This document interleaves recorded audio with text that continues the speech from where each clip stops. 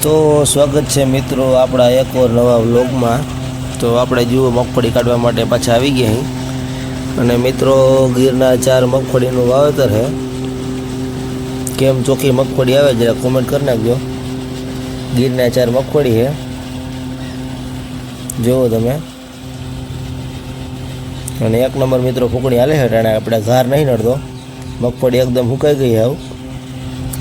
અને આલી કોઈ જુઓ આપણે આ ટોલી ભરતી આવે સીધી ડાયરેક્ટ મગફળીની, જુઓ તમે।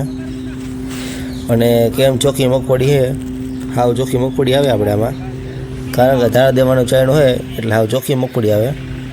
અને આલી કોઈ જુઓ આપણે આ ઢગલો કરી નાખ્યો મગફળીનો।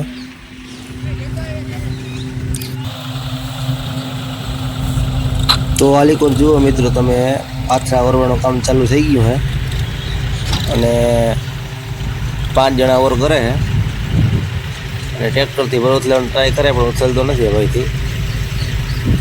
જુઓ તમે 5 જણા ઓરે પાથરામાં પટ્ટામાં।